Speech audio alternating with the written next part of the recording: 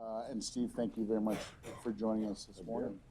I've been really excited about this conversation for a while. You obviously have a profile that's well known to folks. So I'm going to spend a good bit of the time this morning talking a little bit about how to get to the heart of leadership as you define it.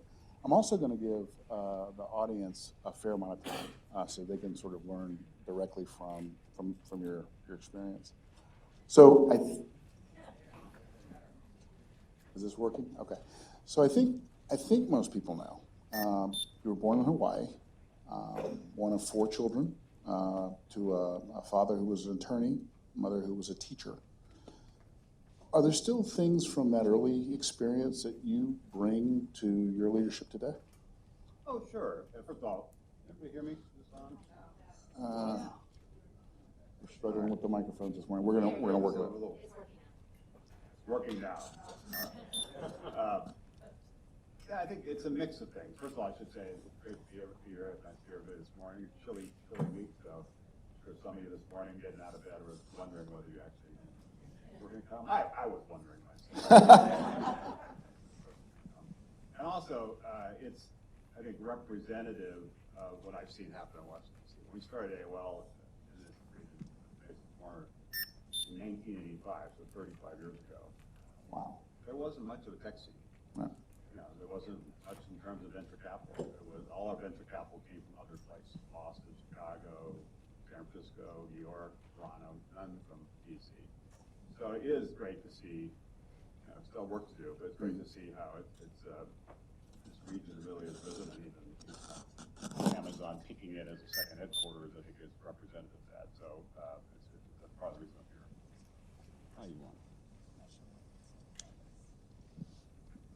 I will not repeat that.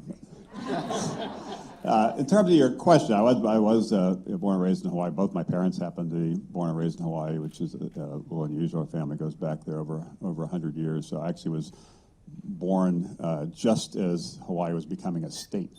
It was actually on the day I was born. And so like every year when they celebrate, when I was a little kid, I said, oh, the fireworks are nice for my birthday? No, it wasn't for my birthday. Interestingly, in the It's a Small World department, particularly since we're not too far from the White House, I went to high school with President Obama. And so just a reminder that, like, you never know who you're sitting next to, but better be nice to everybody, because someday you might control, like, the IRS and the FBI and stuff like that. So I do think growing up in Hawaii, which is a wonderful place to grow up, and with as you mentioned, a father who is an attorney, a mother who is a teacher, gave me a certain perspective. I wouldn't say it gave me a particularly entrepreneurial perspective, though. As a community, Honolulu is a little cautious in terms of more folk, kind of not necessarily welcoming change, and for some good reasons, given some of the history. And my parents weren't particularly entrepreneurial. They were actually a little nervous when I went down this entrepreneurial path. I went to College of Massachusetts, then worked for a big company. I'm sure most of you know Procter & Gamble in Cincinnati, Ohio, and then worked for another big company, PepsiCo.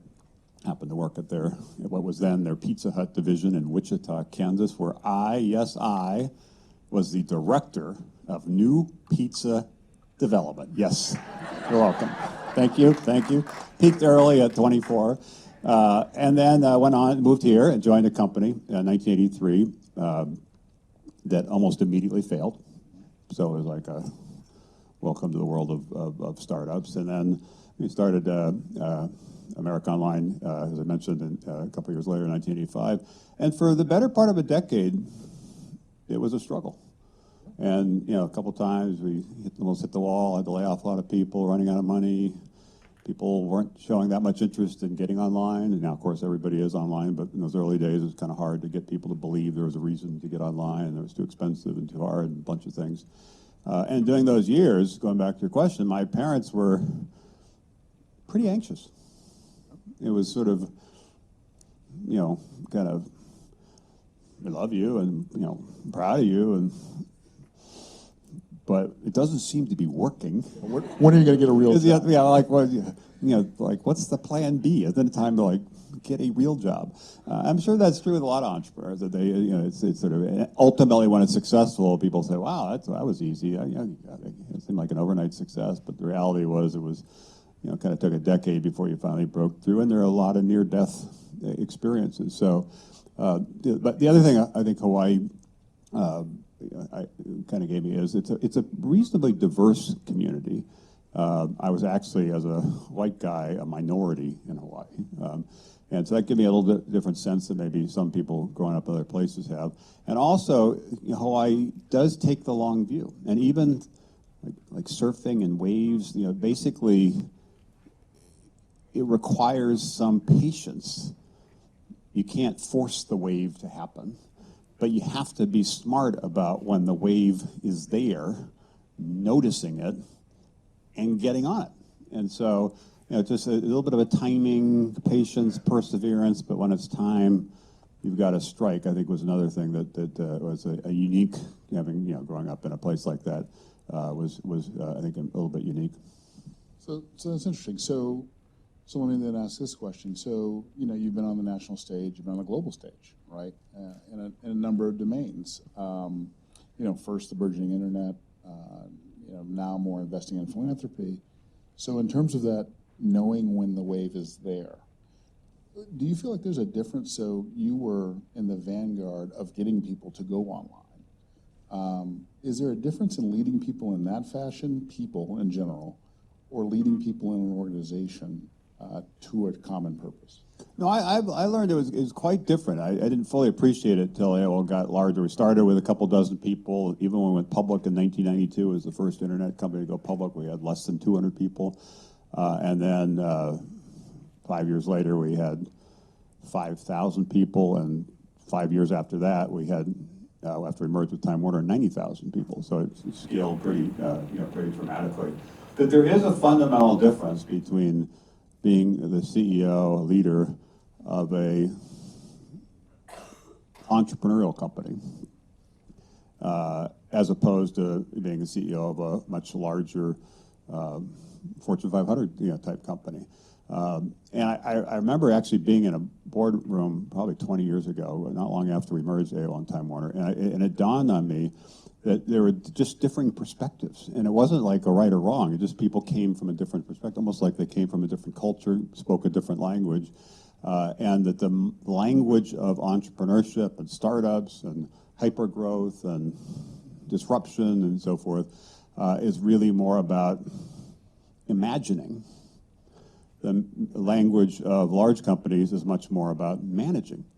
And the strategy for kind of startups and kind of hypergrowth companies is really about kind of how do you scale, almost like the art of the possible. You tend to take a kind of a longer term view. How do you kind of climb the next mountain? And again, larger companies, there's a lot more about kind of operationalizing different sorts of things. So you need that certain skill set when you're growing. At some point, you get to a certain scale, and it does require a different playbook. And I saw that, and I've seen large companies, including some recent ones in the tech space, kind of going through this transition where Facebook, Google, et cetera, well, they're not startups anymore. They're very large companies that have very significant impact on the economy, on society, and so forth.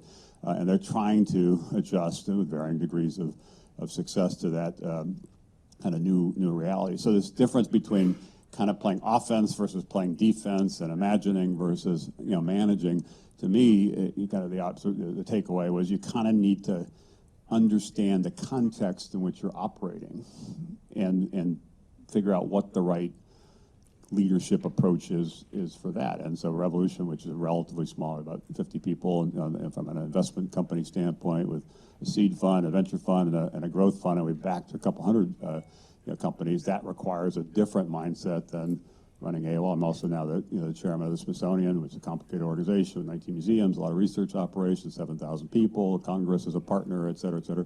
That requires a different approach. So there's not like, here's how to lead. It's sort of, where are you, where'd you come from, and where you're going, and what is the context in which you're operating really informs what plays you should be running and even how you should be thinking about it. So now then you spend a good deal of your days, as you mentioned, in investing, rise of the rest, right? Which I think a lot of folks in the room are very interested in seeing what you think about that effort now.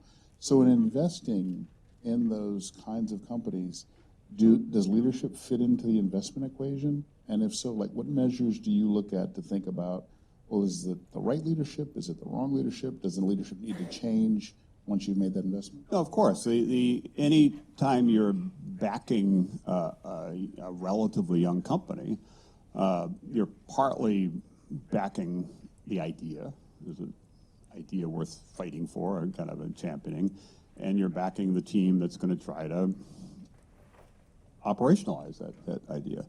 Not just the entrepreneur, by the way, but the team. You know, entrepreneurship is a team sport, so kind of course the founder, CEO is critically important, but the team, they surround themselves, and the skill set and the different perspectives they have really are critical.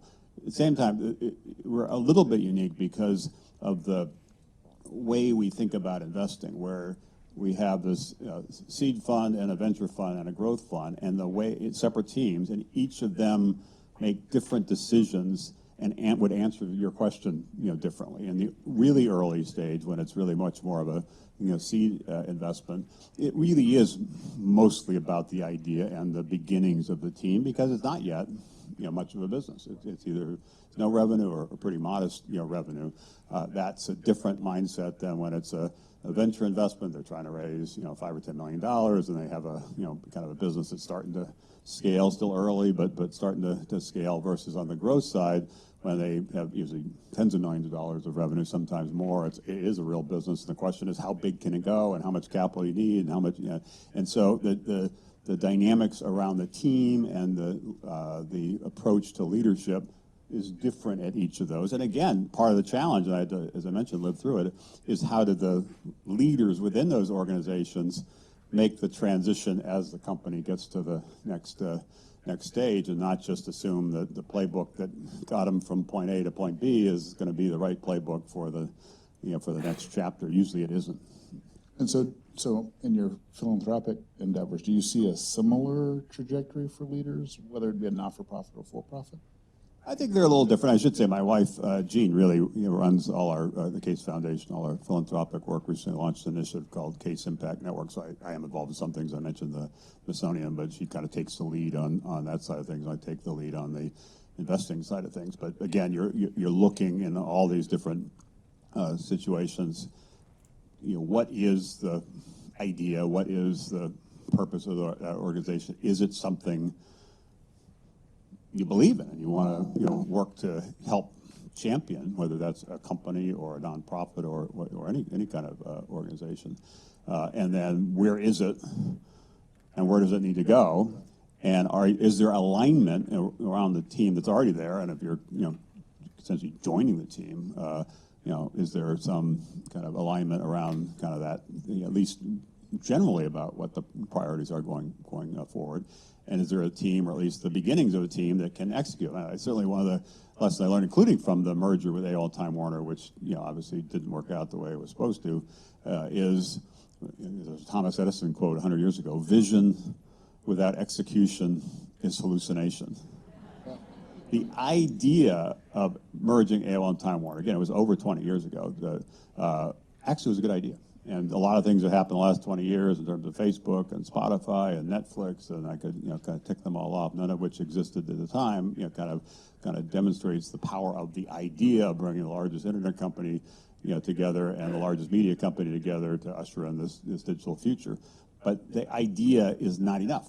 It's how you, it goes back to your question, how do you lead? How do you put the teams in play? What are the right priorities to take that idea and make it real? And in that case, that was the issue. It was less about the vision thing and much more about the execution thing. And I see that across all the different things I get involved in. And I now realize, as I've seen enough of these experiences, is having that idea, having that vision, knowing where you are, knowing where you want to go, is of course super important for a leader.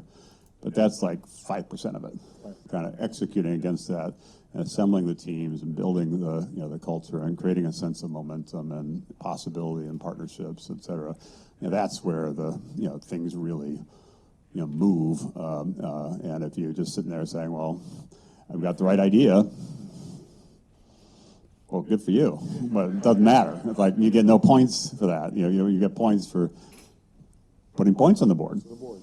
Exactly right. So having the perspective of being able to look back at AOL Time Warner as one example. So you talk about vision, you talk about execution.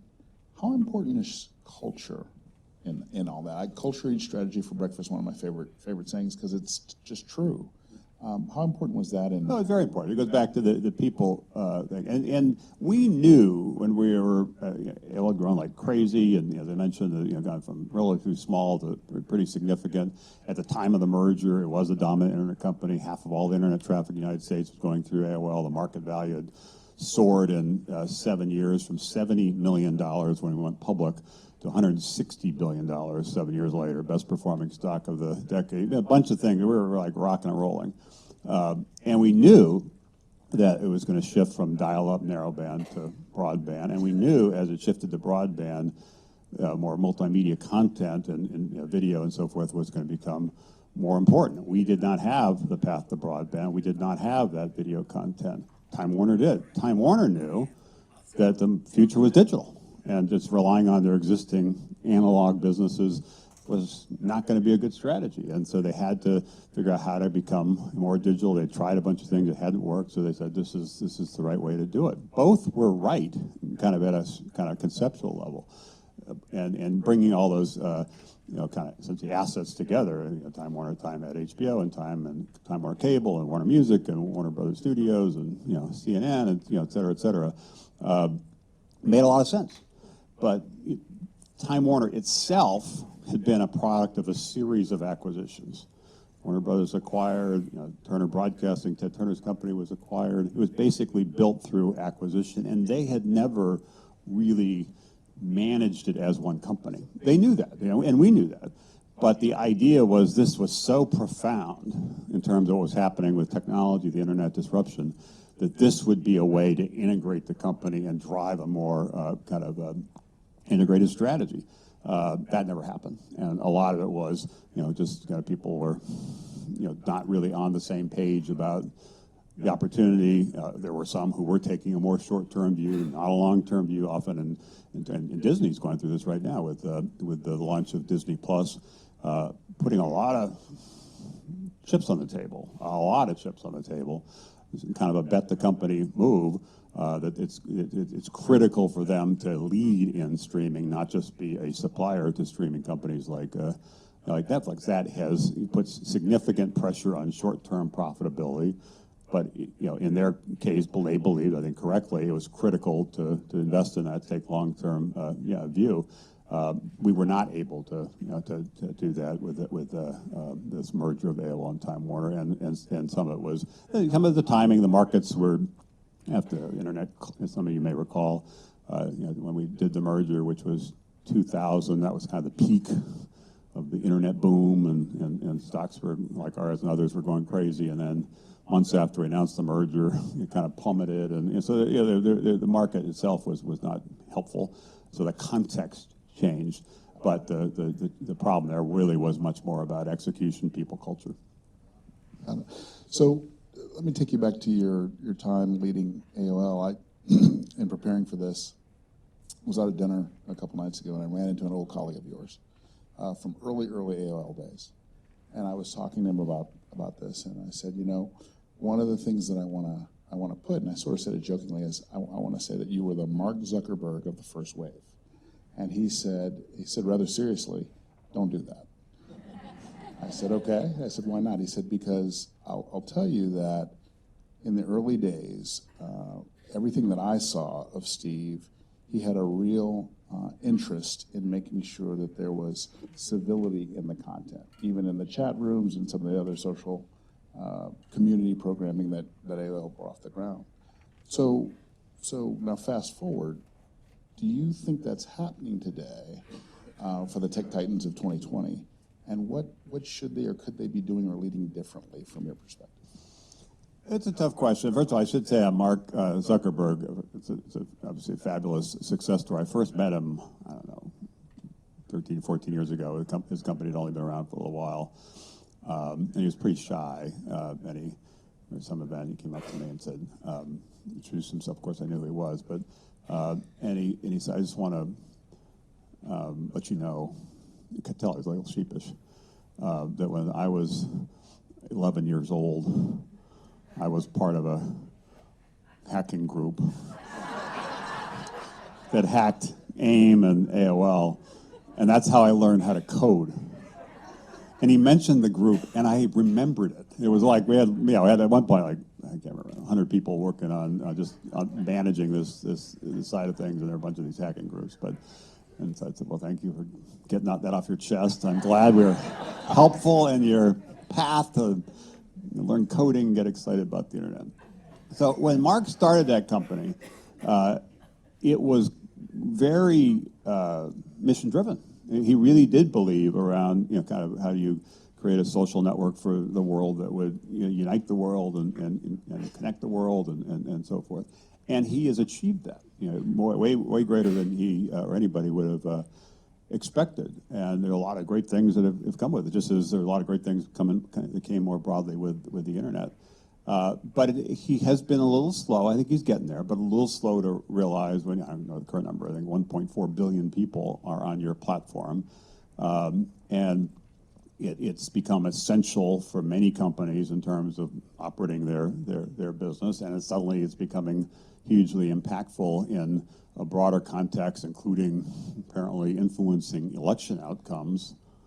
That's a different game, and you're not in the garage anymore. You are one of the largest, most powerful companies in the world, and you have to act in a very different, context. I think he's been slow to understand that, and he still, in his heart of hearts, believes he is that missionary, kind of, trying to kind of create this platform for good things in the world. But I think they now recognize there's some not so good things, and they need to focus more on that, and they need to engage more with governments. And I've seen this coming for a number of years. I wrote a book, probably 4 years ago now, called The Third Wave, that talked about the different waves of the internet. And my prediction for this third wave that we're now in the early stages of is public policy is going to become much more important, regulatory issues when you're dealing with healthcare and food and agriculture and smart cities and things like that. There is a reason why government is involved in those regulations, because we may complain about government regulations slowing us down, bureaucracy, blah, blah, blah. We actually do want some rules of the road around, like, the drugs we kind of take, or kind of making sure that a drone doesn't crash into your kid's playground. I mean, there's just like reasonable reasons why it's different than if you're an app allowing you to book restaurants or something. It's the stuff at stake is just much more serious, and the companies need to understand that, and the innovators, the disruptors need to understand that, and they need to engage more with policymakers, whether it be here or in Brussels or in state capitals, and recognize that's going to be a critical, and getting that right is going to be a much more critical ingredient to be successful in this new wave. Part of the reason I know that is because I lived that. It goes back to kind of this first wave, just getting everybody online. When we started AOL, only 3% of people were online, and they're online 1 hour a week. And it was actually, in 1985, illegal for consumers or businesses to be on the internet. We actually were creating, in CompuServe and The Source and Prodigy and others, kind of almost like parallel networks. The internet was funded by DARPA, the government, and for a number of years was restricted to government use and educational institution use, not business, not consumers. So we had to engage on the policy front to open up access, commercialize access to the internet. We had to work on a lot of rules. Okay, well, this thing called e-commerce, how should that work? What should it be taxed or not taxed? There are a bunch of different issues that were front and center in unleashing the internet revolution. Those issues then subsided in the second wave, when it really was about apps and software and running on top of the internet, the Facebooks, Googles, et cetera. So entrepreneurs kind of lost that skill set and that understanding of why it's so important. but it becomes important again in this third wave. And we're seeing that across a lot of the companies we're backing at Revolution. So in your book, The Third Wave, you talk about this Internet of Things, right? So it's not the Internet on your PC or even your phone anymore. It's the Internet in your speaker in your house. It's your home talking to you and then reacting to your feedback. And you talk about a playbook for people to sort of get comfortable, right, in that. But there's also a playbook for those leaders. Are those leaders following the playbook that you would have envisioned in your book? Well, it's still early, so I hope they will, but it's still early. And for those, just to frame it, the way I think about it, the first wave of the internet was just getting everybody online, getting America online, getting the world online. As I mentioned, it was at the beginning of that, essentially nobody knew about or cared about the internet, not on their radar. And by the end of that first wave, call it the year 2000, essentially everybody was connected and couldn't live without it. And there were a lot of things that had to happen to stand up the internet. When we first launched, it wasn't just illegal, it also cost $10 an hour to be online. That might be part of the reason why people are only online an hour a week, kind of like, whoa. And so we had to, get the networks down to pennies an hour and then get to unlimited pricing. When we started, most people didn't have personal computers. And the few who had personal computers, most of them didn't have modems to actually communicate. And it took us years to convince the PC manufacturers to actually build a modem in. Because maybe people, and they'd say, well, why would we do that when only like 30% of the people who have PCs have go and buy modems, so why would we add the cost of a communications modem to every computer when only a subset want them? So, well, we think actually that will be the main reason people buy a computer. Really? We thought it was for like spreadsheets and word processing, but it just took a while. So that was the first wave. Then the second, and policy was very important, partnerships were very important. There were a bunch of things that were critical there. Then the second wave was really most of the last 20 years is really, as I said before, riding on top of the internet. Different skill sets, software, apps, virality, different things that were quite different than the first wave. And I think this third wave goes back to some of the key lessons of the first wave. Policy becomes more important again. Partnerships become more important again. And we also believe, and it ties in with your earlier question, which I didn't quite answer on Rise of the Rest, we also believe that this next wave of innovation will be much more geographically dispersed than the last wave. The second wave, Silicon Valley dominated, no question. Most of the major companies in the second wave were in Silicon Valley. We don't think that's going to be the case in the third wave. Cities like the DC and this region, but also Chicago and LA and Columbus and Detroit and Minneapolis and Austin and Denver and Atlanta. All these cities are starting to show promise and starting to rise up as more entrepreneurial startup kind of hubs. So we think it will be dispersed. But just to give you the data for those who aren't familiar with it, last year 75% of venture capital went to 3 states. 3 states. California, New York, and Massachusetts. 75%. 50%, half of our entire nation's venture capital went to 1 state, California. Virginia, less than 1%. Ohio, less than 1%. Michigan, less than 1%. Wisconsin, less than 1%. Texas, everything's a little bit bigger in Texas, 2%. Florida, third largest state in the country, 1.3%. And so as a result, entrepreneurs growing up in these places often leave. There's not opportunity here, there's not capital here, and so that's where they go to Silicon Valley, and it becomes this kind of almost self-fulfilling prophecy, increasing returns, network effect that kicks in. So part of what we have to, I think, as a country, but also from an investment strategy around the third wave, is level the playing field in terms of opportunity for different people in different places. Get more venture capital, backing more companies in more places. Oh, by the way, get more venture capital backing other kinds of people. Because last year, over 90% of venture capital went to men, less than 10% to women. Last year, less than 1% went to African Americans.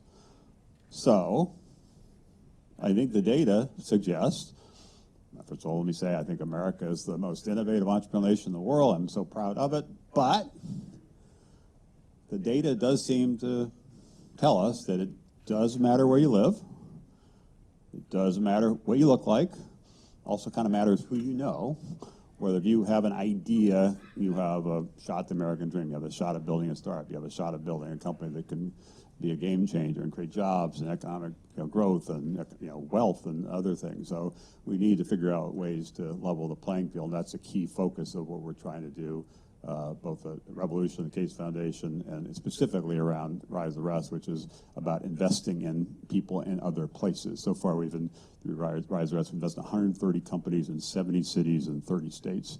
And about 40%, not quite what it should be, but about 40% are women or people of color, which is well above the national average. So you get out there, and hit the road in these places, you find many cities that actually are making a much more concerted effort to be much more inclusive in terms of how they think about innovation.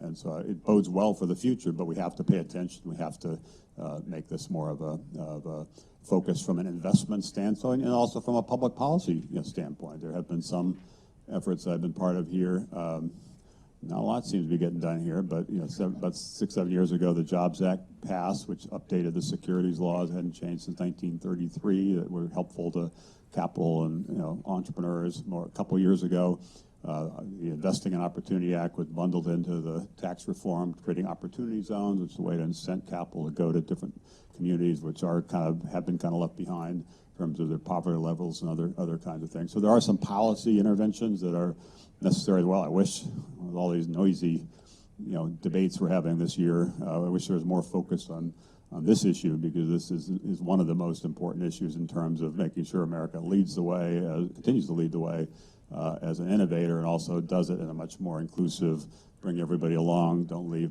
people behind kind of way. I think that's extremely well said. So I'm going to ask one more question, and I'm going to open it up to the audience. So as Rise of the Rest has now sort of cemented itself, right, as one of the few players, frankly, out there in what I think some people call the flyover states. I don't like that term myself, but the notion that innovation and talent is equally distributed, maybe opportunity isn't. You're probably finding a lot of different kinds of leaders who don't know what they don't know, leaders who haven't been in those boardrooms, leaders who've never had to think about the venture capital that's necessary to get their idea from concept to actual execution.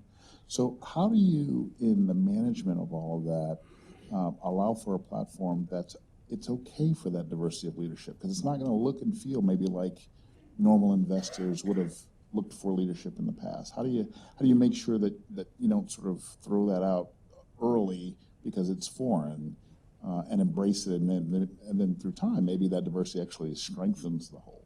Well, no question. And to the earlier part of your question, no question that kind of creativity is broadly and fairly evenly distributed, but opportunity is not. And that's part of what we're trying to reverse. But it goes back to the challenge I mentioned a few minutes ago, which is because, not the only reason, many communities in the country need to be more supportive of entrepreneurs. I mentioned at the very beginning, why he was not necessarily super, kind of excited about disruption. Even my mom would say, like, why do you use the word disruption?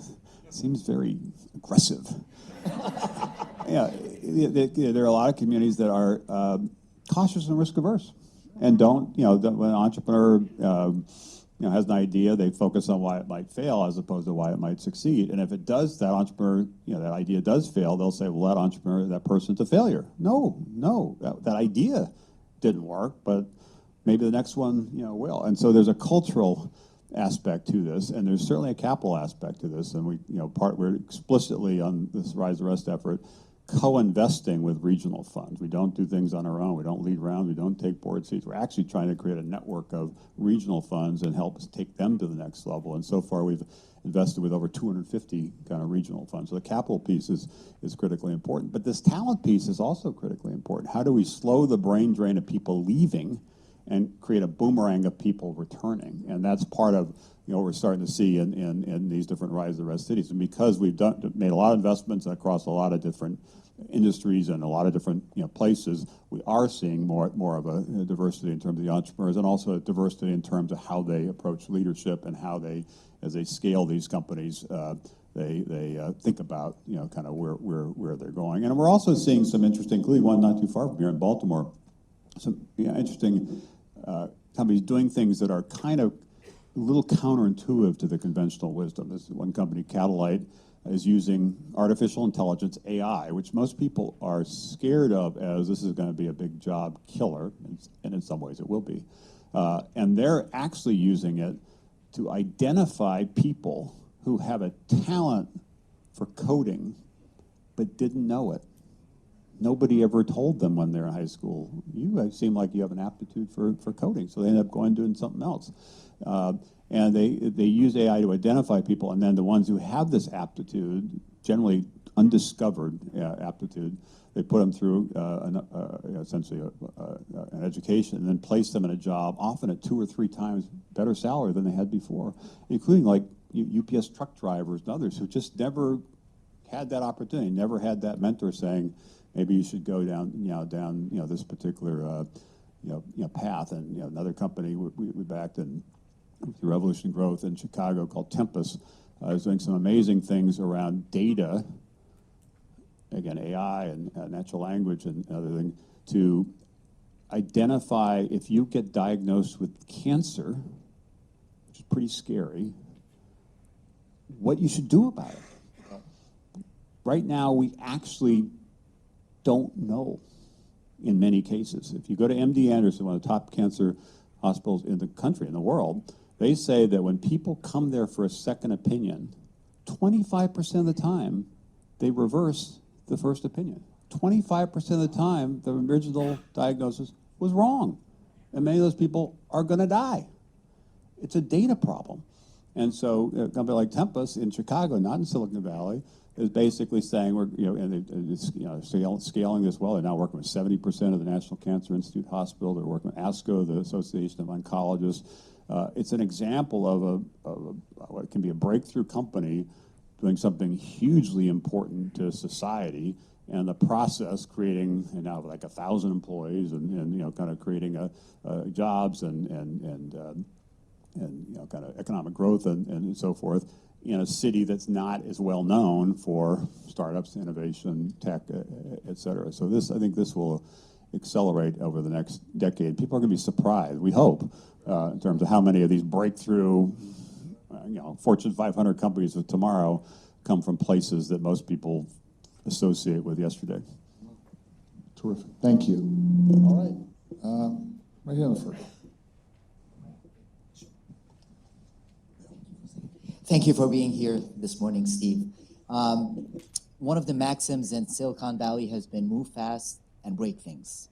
And some would argue a lot has been broken. So do you believe that we need to wait for the Mark Zuckerbergs of the world to become enlightened and change things? Or does public policy need to play a role in putting guardrails on some of the activities and behaviors of the tech companies? I do think that we're at a stage, and I don't want to pick on Mark or Facebook, any one company, but we're at a stage where technology, particularly the internet, but other technologies as well, are playing such a central role in our society and our economy that the original, which of course I was in favor of, I was an advocate of original view going back 30, 40 years, that something new, we don't really understand it. Let's have a kind of a light touch in terms of regulation, let it run, and then we'll figure it out. And that was the right approach back then. Now it requires a much more thoughtful, engaged approach. And I'm not surprised, whether it be, again, in here or in Brussels or other places, that there's now much more scrutiny of big tech, and there's some who are calling for antitrust breakup of big tech, and others calling for more open access, open data kind of rules around, big tech. Exactly how that plays out, I don't know. I've not looked at the details enough to say. I think at minimum, it's going to slow the willingness or eagerness of these really, really big companies to make really big acquisitions. I think that probably opportunity is probably no longer there for them, which has some benefits in terms of the innovation economy. Whether it goes further in terms of actually breaking things up, it's hard to say. And there's some pluses and minuses there. I think if some of these companies were not as powerful, there's no question it would unleash more innovation, more startups would compete with Facebook, would compete with Google right now. entrepreneurs and venture capitalists are scared of trying to compete with them because they're so powerful. That would be a positive. On the negative side is next wave. There are a lot of technologies where there's a risk that other countries, particularly China, take the lead, and they're doing it in a much more kind of centralized way, actually backing their biggest companies with even more resources. And so there is some of that risk. So figuring out how to balance that is going to be, I think, super tricky. But we do need more policy, regulatory engagement now at this phase of the internet, particularly as I mentioned, as it moves into some of the most fundamental aspects of our lives.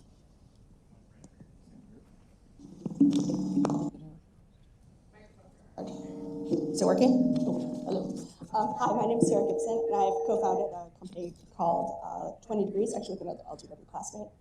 We work with a lot of underestimated founders, particularly returning citizens.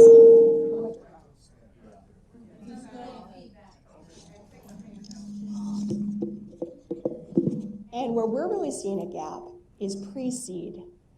Venture's great, seed's great, but what do people do to get off the sidelines, particularly when we're in Cleveland? People have great ideas, their credit scores are coming up. We want them, we need them.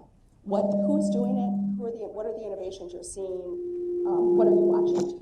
There are some here. It was sort of how do you back entrepreneurs at the really early kind of what's often called pre-seed level, when it really is more of an idea, not yet kind of a fully formed business or team or revenue generating or what have you.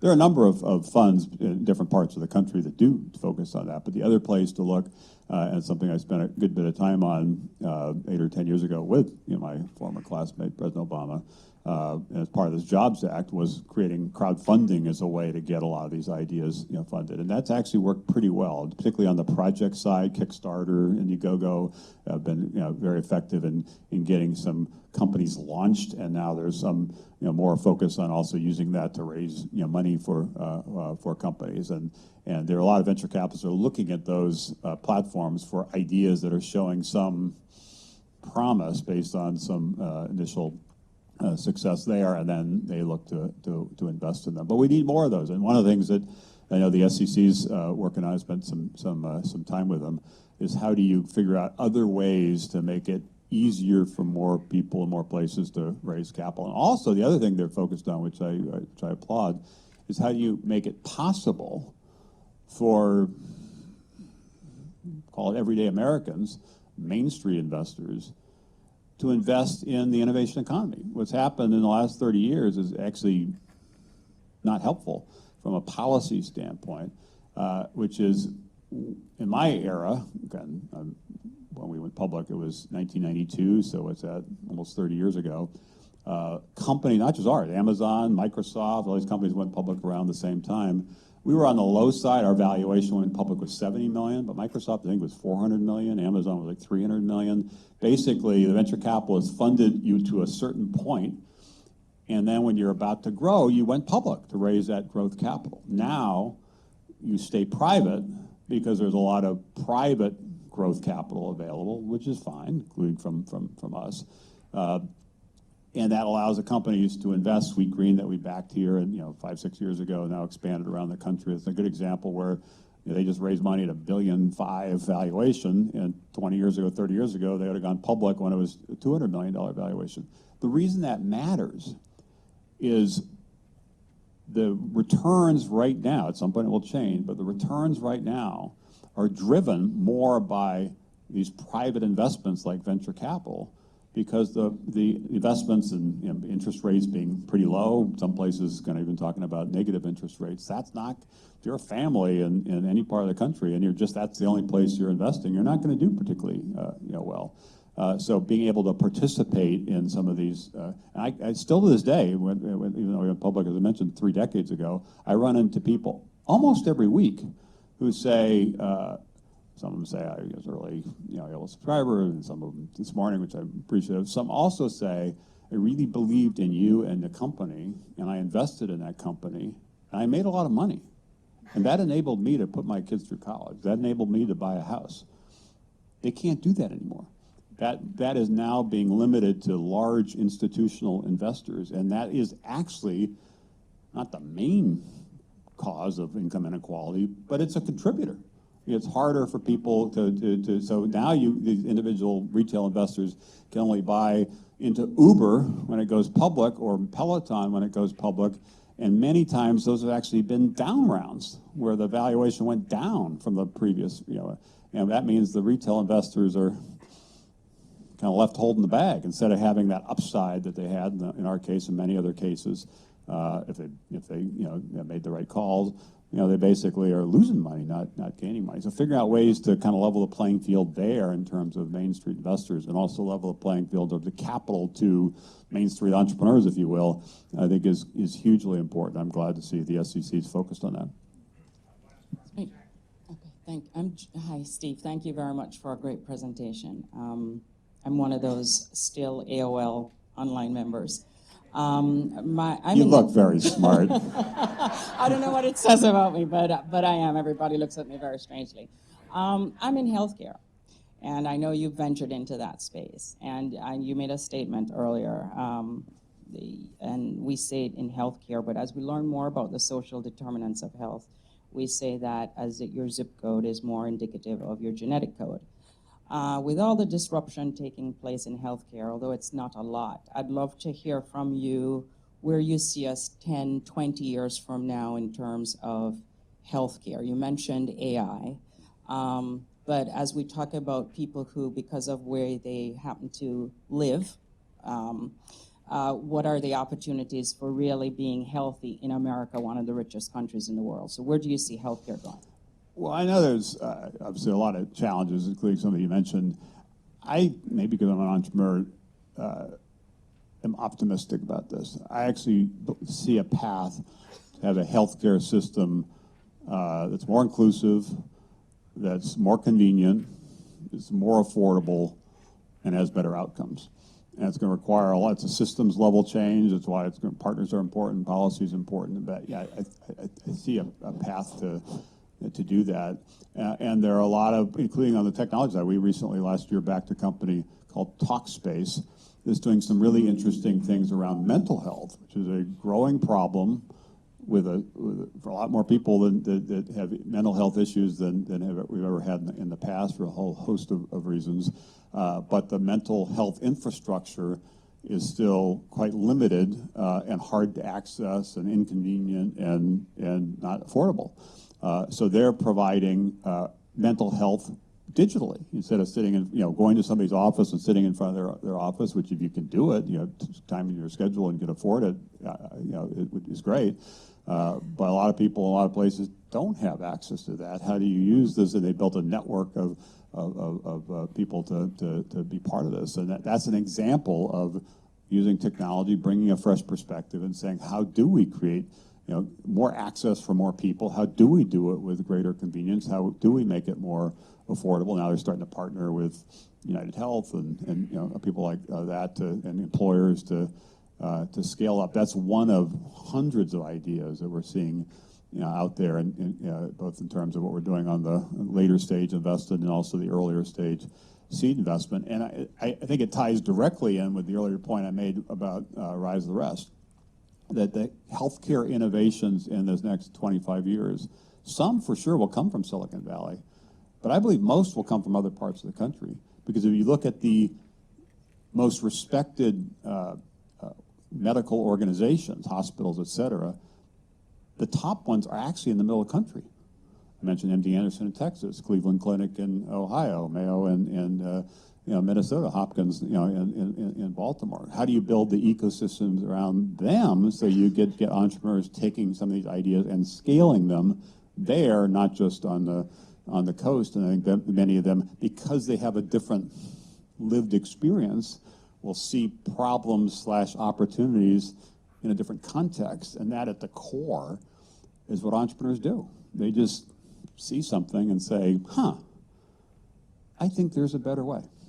And sometimes that better way is seeing a problem that they want to solve, and sometimes that better way is seeing an opportunity they want to seize, but it starts with that insight, and that insight usually comes from bumping into something, and you're going to bump into something different if you live in a different place or have a different kind of learned experience.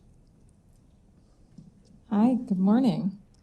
I run City Year Washington, D.C., so I guess I have two thank yous now. One is thank you for bringing us here 20 years ago, and the other is we use Talkspace for all of our core members, and I had no idea you were an investor, and it's such a big help for us. We have 3,000 core members across the country, and having mental health resources at their fingertips is critical. So I spend a lot of time with 17 to 25-year-olds, and they're hungry for advice, and they're hungry for mentorship themselves as they serve as mentors. And I'm curious about the role of mentors in your life, both anybody who was, particularly had an outsized impact on you as you were starting your career, and also the role you've played as a mentor for the next generation of entrepreneurs. It's a great question. So in my circumstance, as I look back, most of the mentors that really mattered came from places I might not initially have expected. For example, I didn't really get a lot of mentors or even support from schools, education, whether it be high school or college. It was, it was important, obviously, to learn certain things, but that was not kind of encouraging me or helping me on what I really wanted to do, which was more a entrepreneurial path. So it really was, as I kind of stumbled into this, having people that kind of believed in me and believed in the idea. And some of them were other people, including ended up being one of the co-founders of AOL, Jim Kimsey, who actually had his first business a block from here, or 2 blocks from here.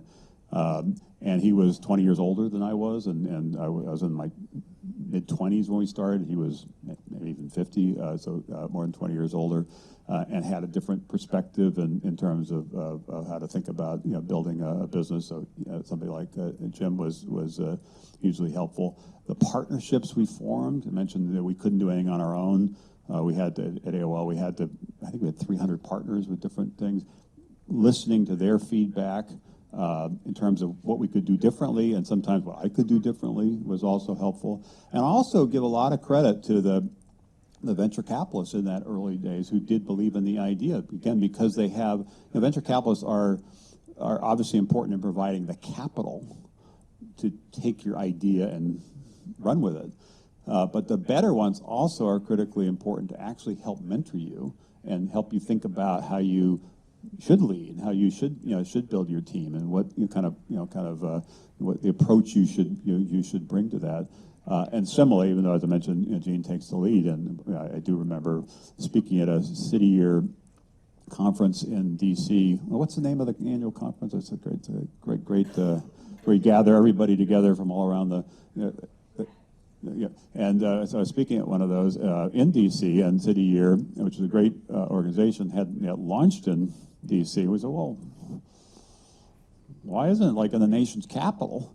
And watching how that went from an idea to turning into an organization that now 20 years later has had a significant impact, and leading is exactly what it's another form of backing an entrepreneurial idea and helping scale it. In that case, also sometimes mentoring the founders of City Year, Michael and Alan, to how should they think about scaling? What are the different ways to, how fast can you grow before the wheels come up? How do you forge the right partnerships? So there's this African proverb I love. That you want to go quickly, you can go alone, but if you want to go far, you must go together. How do you figure out ways to go far? So some of the lessons I learned, whether it be from specific people or specific investors or specific partners, were hugely helpful, and we've tried to kind of carry that forward, whether it's in the entrepreneurial side, mostly on the revolution like Rise the Rest, or more broadly. Thank you for spending the time with us this morning. Early on, you talked about the difference between the leadership style in the new idea, innovation, disruption stage, and then the later managing, executing, operation stage. What are your observations for the traits and abilities of, say, public sector leaders who are trying to lead innovation in large established institutions, or all of us thinking about what kind of people to pick to lead those kinds of institutions? It's a great question. I'm not sure I have a great answer because I don't have that much experience in terms of actually being in that. It's more on the periphery of it, working on some policy things I mentioned earlier. Now spending some time as the chair of the Smithsonian. I have found it to be super complicated, and the incentives are difficult. Sometimes there's a lot of people who can tell you no, not a lot of people who can tell you yes. There's sometimes criticisms, understandably criticisms when things go wrong, which incents, kind of playing it safe, does not encourage risk-taking. My guess, even though, again, it's based on limited experience, it's really going to be critical to have a leader with clear, simple goals and figure out a way to build much broader kind of what some would call kind of bottoms-up support for it, because it's much harder than it is in more of a business setting to drive things from the top. CEOs, it's actually more complicated. I've found the hard way. It's not like CEO says go left and everybody suddenly goes left. Sometimes they go right, like with AOL and Time Warner. But you have more flexibility to do that. There's far more constituencies with differing interests on the more public sector and kind of government side of things. And that just requires, I think, more patience, more perseverance, more alliance building, more just kind of socializing different ideas, and it sort of the phrase it also applies to a lot of the things we do on the company building disruption side. Certainly applies in this instance, which is often revolutions happen in evolutionary ways.